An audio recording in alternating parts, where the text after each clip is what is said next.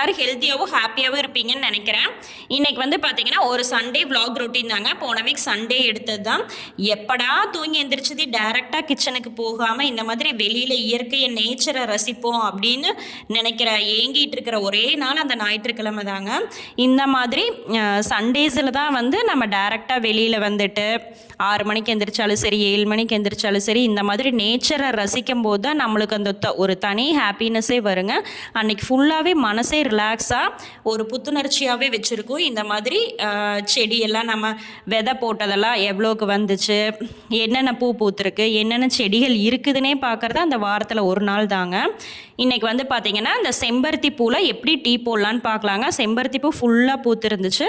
அப்படியே பார்த்திங்கன்னா இந்த கிளியை மிஞ்சி இந்த கொய்யாப்பழம் கிடைக்கிறதுங்கிறது பெரிய அதிர்ஷ்டம் தாங்க. அதுவும் பாவம் என்ன பண்ணும், ஒரு நாளைக்கு சாப்பிட்டு போகுதுன்னு நம்மளுக்கு கிடைக்கிறத மட்டும் எடுத்துக்க வேண்டியதான். இன்றைக்கி வந்து பார்த்திங்கன்னா இந்த செம்பருத்தி பூ டீ தான் மார்னிங் ட்ரிங்க்குங்க. இந்த செம்பருத்தி பூவில் பார்த்திங்கன்னா ஆந்தோசைனின்கிற பிக்மெண்ட் இருக்கிறனால தான் அந்த கலர் கொடுக்குதுங்க. இந்த செம்பருத்தி பூவில் வந்து எண்ணற்ற நன்மைகள் இருக்குங்க. ப்ரெஷர் குறையும், கொலஸ்ட்ரால், அதுக்கப்புறம் மெயினாக லிவர் பிரச்சனை, கிட்னி ப்ராப்ளம் இருக்கிறவங்கலாம் வந்து தினம் 2 அல்லது 3 கப் கூட குடிக்கலாங்க. மார்னிங் ட்ரிங்காகவும் குடிக்கலாம், சாப்பிட்டதுக்கப்புறம் குடிக்கலாங்க. இது ஒரு பெஸ்ட்டு சாய்ஸுங்க. இந்த மாதிரி கலர்ஃபுல்லான பூவை நீங்கள் எங்கே பார்த்தாலும் தாராளமாக பொறிச்சிட்டு வந்து நம்ம வந்து கழுவிட்டு டீ போட்டு குடிக்கலாங்க. அதுக்கப்புறம் பார்த்திங்கன்னா தம்பிக்கு வந்து ராய் கஞ்சி, முளைக்கட்டிய ராய் கஞ்சி நான் வந்து இதுக்கு முன்னாடி ஒரு வீடியோவில் போட்டிருப்பேன். ராகி வந்து எப்படி முளைக்கட்டி கஞ்சி காய்ச்சலான்னா அந்த பவுட்ரு தான் வந்து நான் காய்ச்சி கொடுக்குறேங்க. வாரத்தில் ஒரு நாளைக்காவது இந்த மாதிரி குழந்தைங்க வந்து வீட்டில் இருக்கும்போது நம்ம சத்தான உணவுகளை கொடுக்கலாம். ஏன்னா அவங்க பெருசானால் என்ன சாப்பிட்றாங்க என்னன்னே நம்மளுக்கு தெரியாது. அதனால் வந்துட்டு இந்த மாதிரி குழந்தையிலேயே வந்துட்டு ஒரு அம்மாவாகிய நம்ம வந்து கண்டிப்பாக அவங்களுக்கு சத்தானதாக கொடுக்கும்போது நம்மளுக்கு திருப்தியாகும், அவங்களையும் வந்து நல்லா ஹெல்த்தியாக வளர்த்த முடியுங்க. அதனால் வந்து நம்மளுக்கு வந்துட்டு ஹைபிஸ்கஸ் டீயும் தம்பிக்கு வந்து முளைக்கட்டிய ராய்கஞ்சியும் ரெடி ஆயிடுச்சுங்க. இப்போ வந்து பார்த்திங்கன்னா இப்போத்த காலகட்டத்தில் கண்டிப்பாக நம்மளோட ஹெல்த் ரொம்ப ரொம்ப முக்கியம்.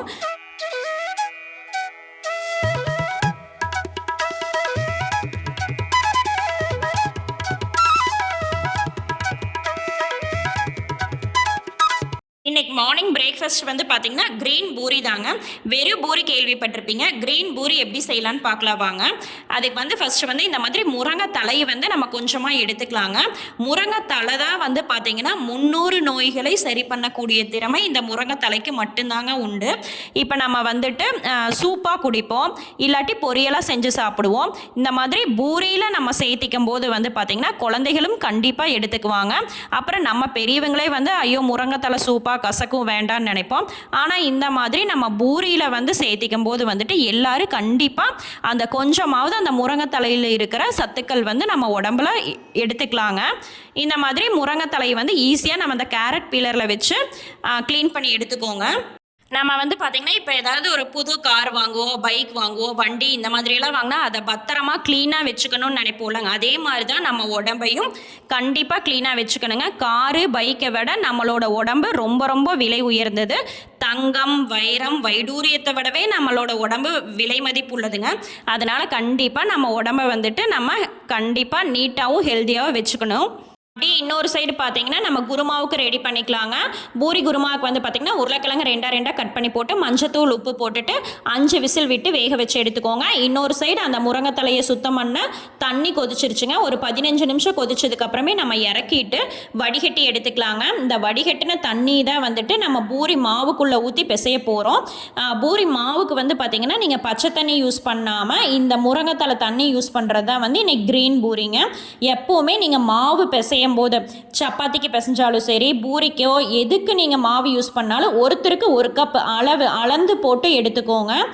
நீங்கள் டம்ளரில் அளந்தாலும் சரி, கப்பில் அளந்தாலும் சரி, ஒருத்தருக்கு 1 எடுத்திங்கன்னா சரியாக இருக்கும். அதுக்கப்புறம் பூரிக்கு வந்து பார்த்திங்கன்னா வெள்ளை ரவை ஆட் பண்ணிக்கோங்க. இப்போ 1 கப் மாவுக்கு 1 ஸ்பூன் மட்டும் வெள்ளை ரவை ஆட் பண்ணிங்கன்னா சூப்பராக எண்ணெயே இழுக்காதுங்க. நல்லா மொறுன்னு சாஃப்டாக வரும். பூரி நம்ம சாப்பிடும்போது நம்மளுக்கு வந்து எண்ணெய் பலகாரம், ஆயில் ஐட்டம்ஸ் இது வந்து நம்மளுக்கு நெஞ்ச கறிக்குன்னே நீங்கள் நினைக்க வேண்டாம். வெள்ளை ரவை ஆட் பண்ணும்போது நம்மளுக்கு அந்த எண்ணெய் ஒரு துளி கூட இழுக்காது. அதுக்கப்புறம் வந்து பார்த்திங்கன்னா நல்லா மொறுன்னு சாஃப்டாக அப்படியே கடபூரி மாதிரி நம்ம சுட்டு 1 மணி நேரம் 2 மணி நேரத்துக்கு அப்புறம் கூட அது வந்து அப்படியே புஷ்ஷுனே நிற்குங்க. ஆறி போகாது, வத்துன மாதிரி போகாது. அதனால் வந்துட்டு 1 கப் பூரி மாவுக்கு 1 ஸ்பூன் வெள்ளை ரவை ஆட் பண்ணிக்கோங்க. நான் இன்றைக்கி 3 கப்புக்கு 3 ஸ்பூன் வெள்ளை ரவை ஆட் பண்ணி உப்பு போட்டு தண்ணிக்கு பதிலாக இந்த நம்ம முருங்கை தலையை வேக வச்ச தண்ணியை ஆட் பண்ணி கொஞ்சம் கொஞ்சமாக ஆட் பண்ணி நம்ம மாவு பிசைஞ்சிக்கலாங்க. எப்போவுமே பூரி மாவு வந்துட்டு நம்மளுக்கு கொஞ்சம் கெட்டியாக இருக்கணும். இந்த மாதிரி கொஞ்சம் கெட்டியாக இருந்தால் தான் நல்லா நம்மளுக்கு பூரி வந்து உப்பி வருங்க. லைட்டாக வந்து நம்ம மேலே எண்ணெய் அப்ளை பண்ணி விட்டோம்னா அப்படியே பதமாகவே இருக்குங்க. இல்லாட்டி நீங்கள் இன்னொரு டிப்பு என்னென்னா ஹாட் பாக்ஸில் போட்டு மூடி வச்சிட்டிங்கன்னா நம்மளுக்கு அந்த மாவு வந்து வரலாமல் அப்படியே சாஃப்டாகவே இருக்குங்க நம்ம பூரி சுடுற வரைக்குமே. குருமாவுக்கு வந்து பார்த்திங்கன்னா ஒரே ஒரு பெரிய வெங்காயம், ஒரு தக்காளி மட்டும் ஆட் பண்ணிக்கோங்க. அந்த தக்காளியில் நடுவில் இருக்கிற காம்பை கண்டிப்பாக எடுத்துடணுங்க. அப்போ தான் நம்மளுக்கு கிட்னி ஸ்டோன்ஸ் எல்லாம் வராது. அதுக்கப்புறம் பார்த்திங்கன்னா நம்ம குருமாவுக்கு வந்துட்டு ஒரு பேஸ்ட் ரெடி பண்ணி எடுத்துக்கலாங்க. அதுக்கு வந்து பார்த்தீங்கன்னா அரை மூடி தேங்காய் எடுத்துக்கோங்க. அரை மூடி தேங்காய்க்கு 3 டேபிள் ஸ்பூன் பொட்டுக்கடலை மட்டும் எடுத்துக்கோங்க. பொட்டுக்கடலை அதிகமாக போட்டுறாதீங்க. கடலை மாவுக்கு பதிலாக பொட்டுக்கடலை ஆட் பண்ணிங்கன்னா சூப்பராக டேஸ்ட்டாக இருக்குங்க. அதுக்கப்புறம் மல்லி 2 டேபிள் ஸ்பூன், பட்டை 1 துண்டு, வரமிளகாய் 1, சோம்பு அரை டேபிள் ஸ்பூன். பட்டை, சோம்பு, கொத்தமல்லி எல்லாம் போடும்போது தான் நம்மளுக்கு குருமா வந்து நல்ல ஃப்ளேவராகவும் இன்னும் தூக்கலான டேஸ்ட்டும் கொடுக்குங்க. அதுக்கப்புறம் 4 பூண்டு போட்டுக்கோங்க. ஒரே ஒரு ஏலக்காய். பூண்டெல்லாம் நம்ம போடும்போது தான் நம்மளோட கேஸ்ட்ரிக் ப்ராப்ளம்ஸ் எல்லாமே சரியாகுங்க. இதை எல்லாத்தையும் போட்டு நல்லா திக் பேஸ்ட்டாக அரைச்சி எடுத்துக்கோங்க. அதுக்கப்புறம் பேனில் எண்ணெய் விட்டு கடுகு, உளுந்தம்பருப்பு, கடலைப்பருப்பு எல்லாம் போட்டுட்டுங்க. அதுக்கப்புறம் கறிவேப்பிலை தழை, அப்புறம் நம்ம கட் பண்ணி வச்ச ஒரு பெரிய வெங்காயம், தக்காளி எல்லாமே சேர்த்து நம்ம வதக்கி எடுத்துக்கலாங்க. இது வந்து குருமாவுக்கு வந்து பார்த்திங்கன்னா நல்லா அந்த பெரிய வெங்காயம் தக்காளியெல்லாம் வதங்கிடணுங்க. அப்போ தான் டேஸ்ட் நல்லாயிருக்கும். அதுக்கப்புறம் காரத்துக்கு வந்து பார்த்திங்கன்னா 3 பச்சை மிளகாய் ஆட் பண்ணிக்கோங்க. அல்சர் ப்ராப்ளம் இருக்கிறவங்க பச்சை மிளகாய் அவாய்ட் பண்ணிவிட்டு வரமிளகாய் கூட 2 ஆட் பண்ணிக்கலாங்க. உப்பு போட்டு நல்லா வதங்க விட்டுருங்க. அதுக்கப்புறம் பார்த்திங்கன்னா நம்ம அரைச்சி வச்ச அந்த பேஸ்ட்டை ஊற்றிக்கலாம். அதுக்குள்ளே அந்த வணங்குறக்குள்ளே பார்த்திங்கன்னா சைட் பை சைட் நம்ம வந்துட்டு எல்லா பாத்திரங்களை க்ளீன் பண்ணி எடுத்துக்கலாங்க. நம்ம எப்போவுமே சமையல் கட்டில் வந்துட்டு சீக்கிரமாக வேலையை முடிச்சுட்டு போகும்போது தான் நம்மளுக்கு வந்துட்டு ரொம்ப ரிலாக்ஸாக இருக்கும். சமையல் கட்டில் மட்டும் ரொம்ப வேலை இழுத்துட்டிங்கன்னா அதுவே நம்மளுக்கு ஒரு பெரிய மன உளைச்சலாக இருக்குங்க. சைட் பை சைடு வந்து நம்ம கிச்சன் கவுண்டர் டாப்பு, பாத்திரம் விளக்குறது எல்லாம் பார்த்துடலாங்க. அதுக்கப்புறம் வந்து இது வெங்காயம் தக்காளியெல்லாம் நல்லா வணங்கினதுக்கப்புறம் நம்ம அந்த அரைச்சி வச்ச பேஸ்ட்டை வந்து ஆட் பண்ணிக்கோங்க. நல்லா தாராளமாக தண்ணி விட்டுக்கலாம். ஏன்னா வந்து நம்ம பொட்டுக்கல்ல ஆட் பண்ணியிருக்கிறனால கொஞ்சம் திக் பேஸ்ட்டாக வரும். அதனால் வந்துட்டு ஒரு கிட்டத்தட்ட ஒரு 4 டம்ளர் தண்ணி மட்டும் ஆட் பண்ணிவிட்டு உப்பு போட்டுருங்க. நல்லா கொதிக்கட்டும். இந்த குருமா பார்த்தீங்கன்னா நம்மளோட கடையில் பூரி மசாலா விடவே ரொம்ப டேஸ்ட்டாக இருக்குங்க. ஏன்னா இந்த கொத்தமல்லி, பட்டை, சோம்பெல்லாம் போட்டிருக்கறனால நல்லா நம்மளுக்கு வந்துட்டு டேஸ்ட் என்ஹான்ஸ் பண்ணி கொடுக்கும். எங்கள் ஊர் சைடெல்லாம் இந்த மாதிரி தான் குருமா வைப்பேங்க. அப்படியே அந்த பூரியில் ஊறி இருக்கும். இந்த குருமா ஊற்றி ஊற வச்சு சாப்பிடும்போது அது இன்னும் 2 பூரி எக்ஸ்ட்ரா சாப்பிட்லாங்கிற அளவுக்கு டேஸ்ட்டு சூப்பராக இருக்குங்க. பூரி குருமா வந்து ஒரு 10 நிமிஷத்தில் இந்த மாதிரி கொதிச்சு ஒரு மீடியம் கன்சிஸ்டன்சிக்கு வந்ததுக்கப்புறம் நம்ம வேக வச்ச உருளைக்கிழங்கை வந்துட்டு கையில் பிசைஞ்சு போடும்போது தான் நல்ல டேஸ்ட் கொடுக்குங்க. பாதி வந்து கையில் பிசைஞ்சு போட்டுக்கோங்க, பாதி கத்தியில் கட் பண்ணி போட்டுக்கோங்க. அந்த பூரி குருமாவில் வந்து அந்த உருளைக்கிழங்கு வந்துட்டு அந்த அப்படியே நல்லா மிக்ஸ் ஆகும்போது வந்துட்டு நம்ம சாப்பிட்றப்ப நல்ல கிறிஸ்பியான டேஸ்ட் கொடுக்குங்க. கடைசியாக வந்து மல்லித்தலை ஆட் பண்ணி இறக்கிடலாங்க. இப்போ வந்து நம்ம பூரி எப்படி சுட்டு எடுக்கலான்னு பார்க்கலாங்க. நம்ம வந்து அந்த முருங்கை தலை ஆட் பண்ணியிருக்கிறனால வந்து நல்லா புஷ்ஷுன்னு ஊதி வரும். எண்ணெய் வந்து குடிக்கவே குடிக்காதுங்க. பூரி வந்து பார்த்திங்கன்னா லைட்டாக க்ரீனிஷாக கிடைக்கும் நம்மளுக்கு. இந்த மாதிரி சூப்பராக பூரி வந்து அப்படியே நம்மளுக்கு திருப்பியே போட வேண்டியதில் தானாகவே திரும்பிக்கும். நம்ம முருங்கை தலை தண்ணி ஆட் பண்ணியிருக்கிறனால நல்லா வராதோன்னு நீங்கள் நினைக்க வேண்டாம், சூப்பராக வருங்க. அப்புறம் வெள்ளை ரவை ஆட் பண்ணியிருக்கிறனால ஒரு துளி கூட நம்மளுக்கு வந்து அந்த எண்ணெய் வந்து இழுக்காது. பூரி வந்து பார்த்திங்கன்னா இந்த மாதிரி எவ்வளோ நேரம் நான் ஃபுல்லாக எல்லா பூரியுமே சுட்டு எடுத்துட்டேன். அப்போவுமே புசு புசுனே தான் இருக்குங்க. இந்த மாதிரி ரொம்ப சாஃப்டாக இருக்கும். நம்மளுக்கு வந்துட்டு குழந்தைகளுக்கு வந்துட்டு கான்ஸ்டிபேஷன் பிரச்சனை, மோஷன் பிரச்சனை இருந்தாலும் இந்த முருங்கை தலை ஆட் பண்ணியிருக்கிறனால அவங்களுக்கு பூரி கொடுக்கும்போது வந்து பார்த்திங்கன்னா இந்த மோஷன் பிரச்சனையெல்லாம் சால்வ் ஆகுங்க. நம்மளுக்கு பெரியவங்களுக்கு வந்துட்டு இந்த பூரி சாப்பிடலான்னு ஆசை இருந்தாலும் தாராளமாக இந்த மாதிரி முருங்கை தலை தண்ணி ஆட் பண்ணி நம்ம சாப்பிடும்போது வந்து ஹெல்த்தியாகவும் இருக்கும். அந்த முருங்கை தலையில் இருக்கிற தண்ணி நம்ம எடுத்துக்கிறனால வந்துட்டு கான்ஸ்டிபேஷன் பிரச்சனையெல்லாம் ரிலீஃப் ஆகுங்க. கண்டிப்பாக இந்த மாதிரி பூரி குருமாவும் ட்ரை பண்ணி பாருங்கள். செமையாக அல்டிமேட்டாக இருக்குங்க. ட்ரை பண்ணிவிட்டு கமெண்ட் பண்ணுங்கள். அதுக்கப்புறம் பார்த்தீங்கன்னா ஈவினிங் டைம் தாங்க. அப்படியே ரிலாக்ஸ் ஆகிட்டு உங்ககிட்ட வந்து கொஞ்சம் டைம் மேனேஜ்மெண்ட் டிப்ஸ், நான் கடைப்பிடிக்கிற டைம் மேனேஜ்மெண்ட் டிப்ஸ் தான் உங்ககிட்ட கொஞ்சம் ஷேர் பண்ணிக்கலாம்னு நினைக்கிறேங்க.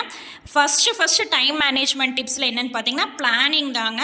நம்ம லைஃப்பில் கண்டிப்பாக பிளானிங் வேணும். ஒரு நாளைக்கு பார்த்தீங்கன்னா 24 ஹவர்ஸ் டைம் இருக்குது. அந்த 24 ஹவர்ஸில் 8 ஹவர்ஸ் தூங்கினாலும் மிச்சம் இருக்கிற 16 மணி நேரத்தில் நம்ம என்னென்ன வேலையெல்லாம் செய்யலாம், எத்தனை வேலை வேணாலும் செய்யலாங்க. நம்ம பிளான் பண்ணி பண்ணினோம்னா நம்மளுக்கு டைம் இல்லை, நேரம் இல்லை அப்படின்னு வந்து சும்மா ஒரு சப்பக்கட்டுக்கு தான் நம்ம எனக்கு நேரம் இல்லாதனால இதை செய்யலாம் அதை செய்யலின்னு சொல்லுவோம். அதெல்லாம் சும்மா நம்ம வந்து சப்பக்கட்டுக்கு சொல்லக்கூடிய விஷயந்தானே ஒழிஞ்சு நம்மளுக்கு நேரம் கண்டிப்பாக இருக்குங்க. நம்ம அதை பிளான் பண்ணி பண்ணும்போது வந்துட்டு டைம் எங்கேயுமே போகாது, நல்லாவே நம்ம டைம் சேவ் பண்ணலாம். இப்போ முன்னாடி நாளே வந்துட்டு அடுத்த நாளைக்கு என்ன குக் பண்ணணும், குழந்தைகளை வந்து ஸ்கூலுக்கு அனுப்பிட்டு நம்ம என்னென்ன வேலை செய்யணும் அப்படின்னு ஃபஸ்ட்டே பிளான் பண்ணிக்கலாங்க.